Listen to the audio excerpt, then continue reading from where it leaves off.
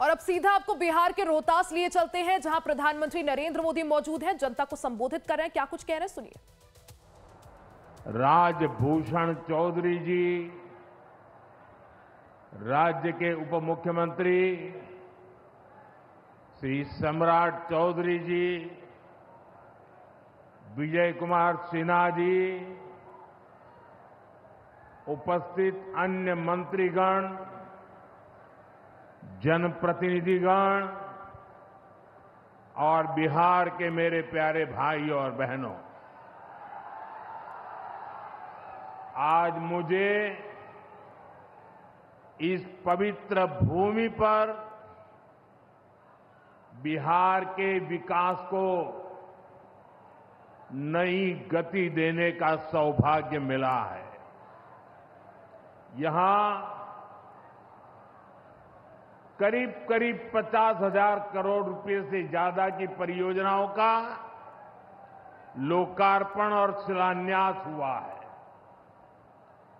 आप सब बड़ी संख्या में हमें आशीर्वाद देने आए हैं। आपका ये स्नेह, बिहार का ये प्यार, मैं इसे हमेशा सर आंखों पर रखता हूं। और आज बिहार में इतनी बड़ी तादाद में माताओं बहनों का आना, ये अपने आप में बिहार के मेरे इतने कार्यक्रमों की ये सबसे बड़ी शानदार घटना है। मैं माताओं बहनों को विशेष प्रणाम करता हूं। मैं आप सभी जनता जनार्दन का हृदय से आभार व्यक्त करता हूं। साथियों, सासाराम की इस धरती के तो नाम में भी राम है। सासाराम, सासाराम के लोग जानते हैं भगवान राम और उनके कुल की रीति क्या थी। प्राण जाए पर वचन न जाई, यानी जो वचन एक बार दे दिया वो पूरा होकर के ही रहता है। प्रभु श्री राम की ये रीति अब नए भारत की नीति बन गई है। अभी पहलगाम में जम्मू कश्मीर में आतंकी हमला हुआ था। हमारे कितने निर्दोष नागरिक मारे गए। इस जघन्य आतंकी हमले के बाद, एक दिन के बाद मैं बिहार आया था और मैंने बिहार की धरती से देश को वादा किया था, वचन दिया था, बिहार की धरती पर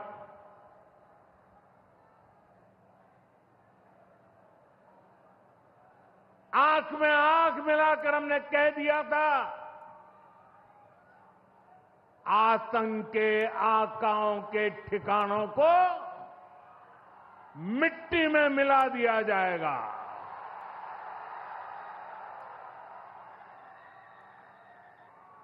बिहार की धरती पर मैंने कहा था, उन्हें कल्पना से भी बड़ी सजा होगी। आज जब मैं बिहार आया हूं तो अपने वचन पूरा करने के बाद आया हूं। जिन लोगों ने पाकिस्तान में बैठकर हमारी बहनों का सिंदूर उजाड़ा था, हमारी सेना ने उनके ठिकानों को खंडहर में बदल दिया है। भारत की बेटियों के सिंदूर की शक्ति क्या होती है, ये पाकिस्तान ने भी देखा और दुनिया ने भी देखा। जिस पाकिस्तानी सेना की छत्र छाया में आतंकी खुद को सुरक्षित मानते थे, हमारी सेनाओं ने एक ही झटके में उनको भी घुटनों पर ला दिया। पाकिस्तान के एयरबेस, उनके सैन्य ठिकाने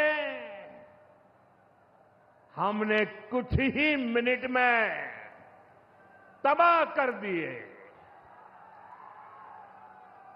ये नया भारत है, ये नए भारत की ताकत है। बिहार के मेरे प्यारे भाइयों बहनों,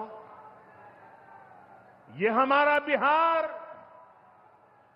वीर कंवर सिंह जी की धरती है।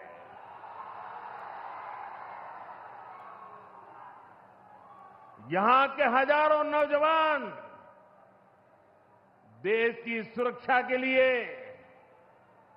सेना में, बीएसएफ में अपनी जवानी खपा देते हैं।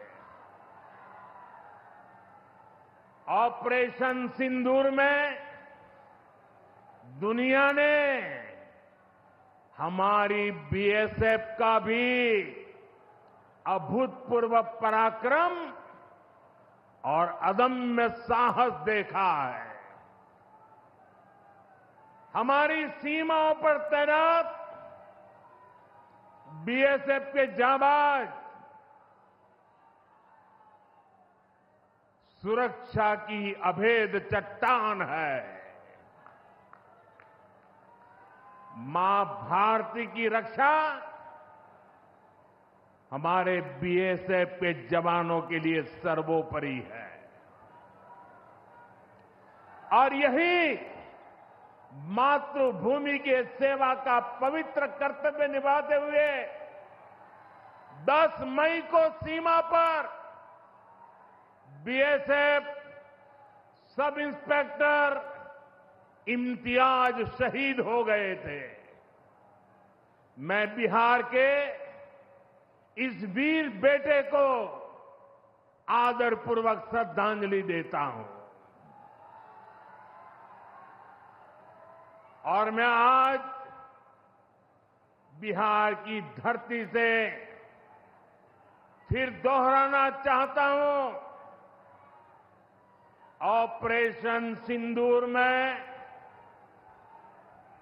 भारत की जो ताकत दुश्मन ने देखी है, लेकिन दुश्मन समझ लें ये तो हमारे तर्कस का केवल एक ही तीर है। आतंकवाद के खिलाफ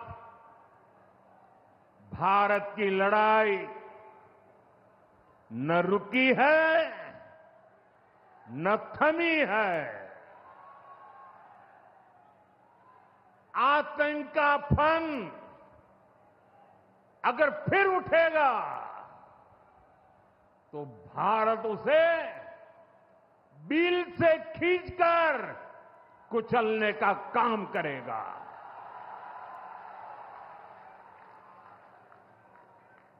साथियों, हमारी लड़ाई देश के हर दुश्मन से है। फिर वो चाहे सीमा पार हो या देश के भीतर हो। बीते वर्षों में हमने हिंसा और अशांति फैलाने वालों का कैसे खात्मा किया है, बिहार के लोग इसके साक्षी हैं। आप याद करिए, कुछ साल पहले तक सासाराम, कैमूर और आसपास के इन जिलों में क्या हालात थे, नक्सलवाद कैसे हावी था। मुंह पर नकाब लगाए, हाथों में बंदूक थामे नक्सली कब कहां सड़कों पर निकल आए, हर किसी को ये खौफ रहता था। सरकारी योजना आती थी पर नागरिकों तक पहुंचती ही नहीं थी। नक्सल प्रभावित गांव में न तो अस्पताल होता था, न मोबाइल टावर, कभी स्कूल जलाए जाते थे, कभी सड़क बनाने वालों को मार दिया जाता था। इन लोगों का बाबा साहब आंबेडकर के संविधान पर कोई विश्वास नहीं था। नीतीश जी ने उन परिस्थितियों में भी यहां विकास की पूरी कोशिश की। 2014 के बाद से हमने इस दिशा में और तेजी से काम किया। हमने माओवादियों को उनके किया की सजा देनी शुरू की। हम युवाओं को विकास की मुख्य धारा में भी लेकर आए। 11 सालों की दृढ़ प्रतिज्ञा का फल आज देश को मिलना शुरू हुआ है। 2014 से पहले देश में 125 से ज्यादा जिले नक्सल प्रभावित थे। अब सिर्फ 125 से ज्यादा, अब सिर्फ 18 जिले नक्सल प्रभावित बचे हैं। अब सरकार सड़क भी दे रही है, रोजगार भी दे रही है।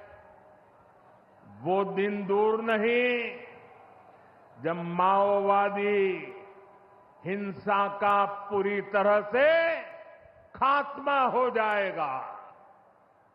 शांति, सुरक्षा, शिक्षा और विकास गांव-गांव तक बिना रुकावट के पहुंचेंगे। साथियों, जब सुरक्षा और शांति आती है तभी विकास के नए रास्ते खुलते हैं। यहां नीतीश जी के नेतृत्व में जब जंगल राज वाली सरकार की विदाई हुई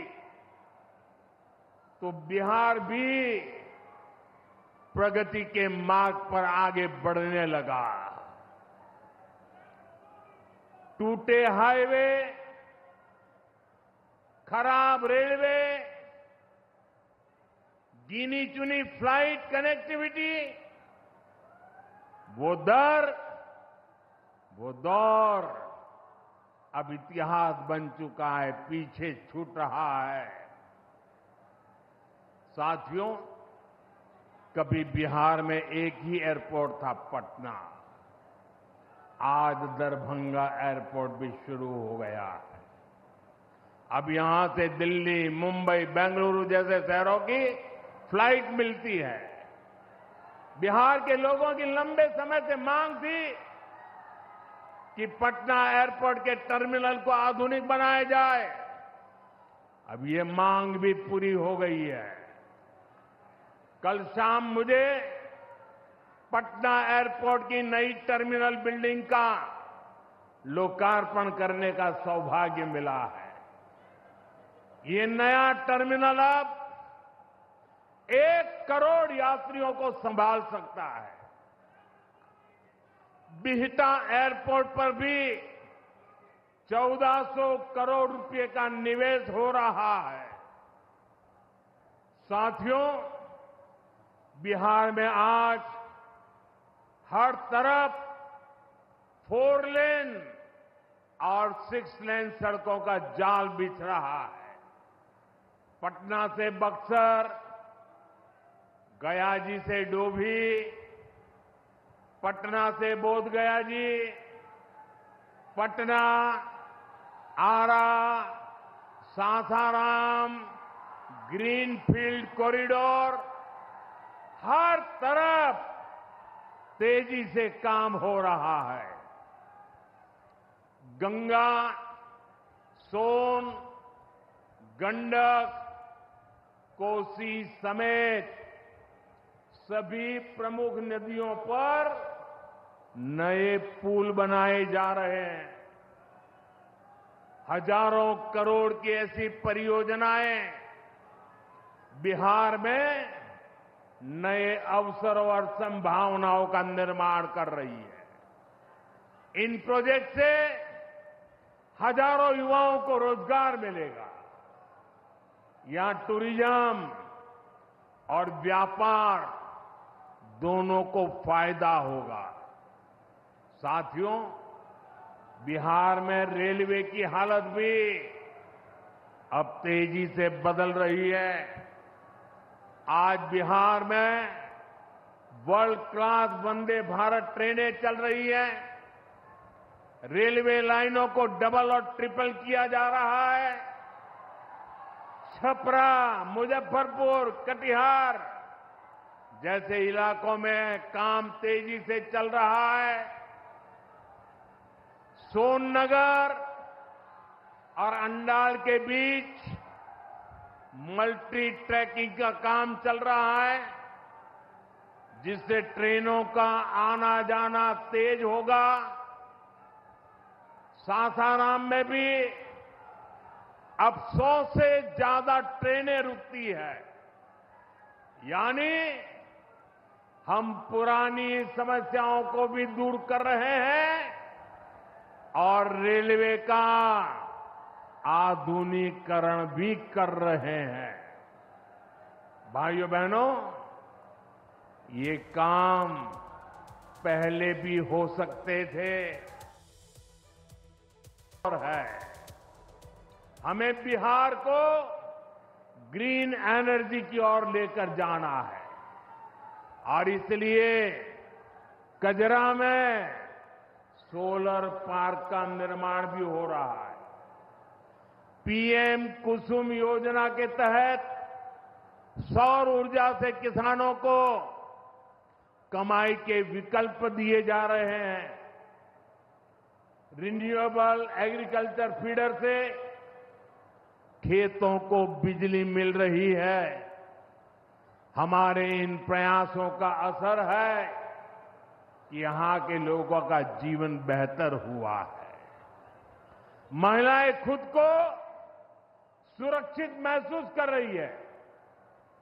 साथियों, जब राज्य में आधुनिक इंफ्रास्ट्रक्चर आता है तो सबसे ज्यादा लाभ गांव, गरीब किसान और छोटे उद्योगों को होता है, क्योंकि वो देश विदेश के बड़े बाजारों से जुड़ पाते हैं। प्रदेश में नया निवेश आता है तो नए अवसर बनते हैं। आप देखिए, पिछले साल हुई बिहार बिजनेस समिट में बड़ी संख्या में कंपनियां यहां निवेश के लिए आगे आई। जब राज्य में उद्योग आता है तो लोगों को मजदूरी के लिए पलायन नहीं करना पड़ता। किसानों को भी नए विकल्प मिलते हैं। यातायात की सुविधाएं सुधरने से उनकी उपज भी दूर दूर तक जा पाती है। भाइयों बहनों, हमारी सरकार बिहार के किसानों की आय बढ़ाने के लिए लगातार काम कर रही है। यहां 75 लाख से ज्यादा किसानों को पीएम किसान सम्मान निधि के तहत आर्थिक सहायता मिल रही है। हमारी सरकार ने मखाना बोर्ड की घोषणा की है। हमने बिहार के मखाना को जीआई टैग दिया। इससे मखाना किसानों को बहुत लाभ हुआ है। इस साल के बजट में हमने बिहार में फूड प्रोसेसिंग के लिए नेशनल इंस्टीट्यूट का भी ऐलान किया है। अभी 2-3 महीने पहले ही कैबिनेट ने 2-3 दिन पहले ही कैबिनेट ने खरीफ के मौसम के उसके लिए धान समेत 14 फसलों की एमएसपी को बढ़ाने को मंजूरी दी है।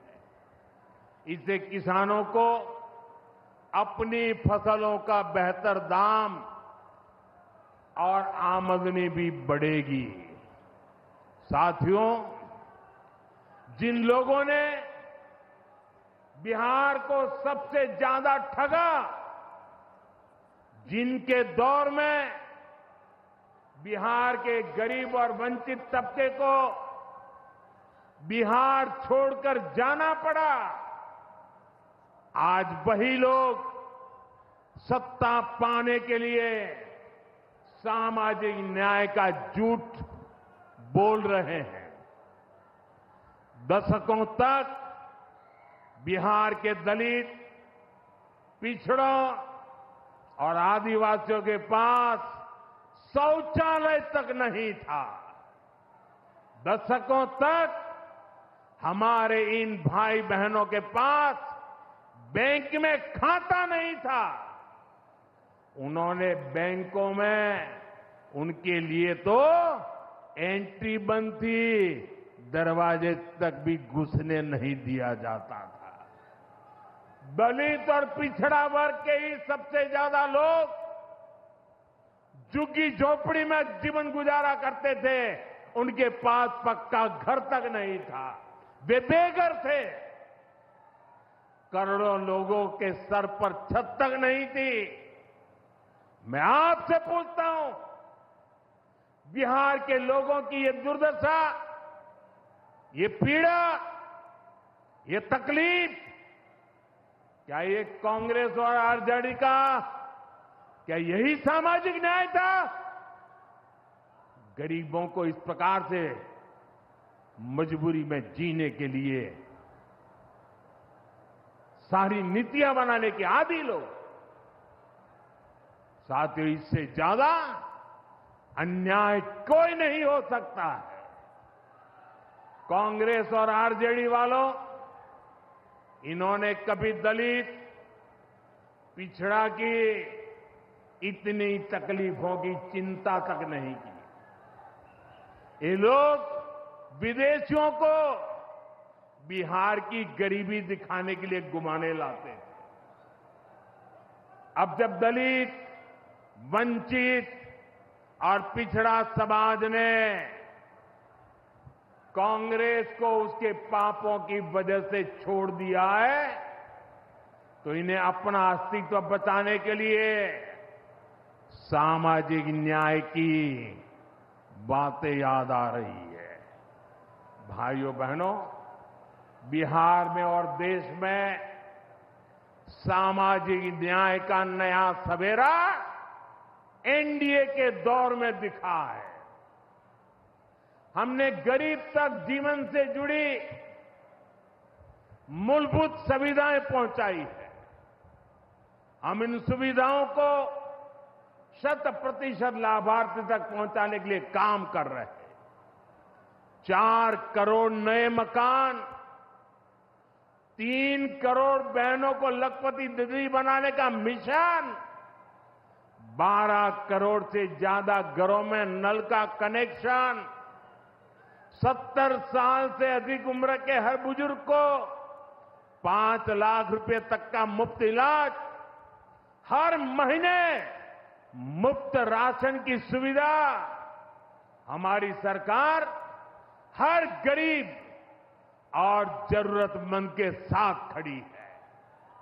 साथियों, हम चाहते हैं कि कोई भी गांव छूटे नहीं, कोई भी हकदार परिवार सरकार की योजनाओं से वंचित न रह जाए।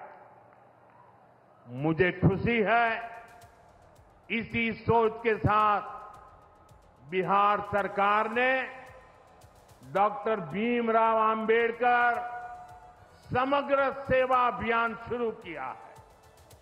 इस अभियान में 22 जरूरी योजनाएं एक साथ लेकर सरकार गांव-गांव, टोला-टोला पहुंच रही है।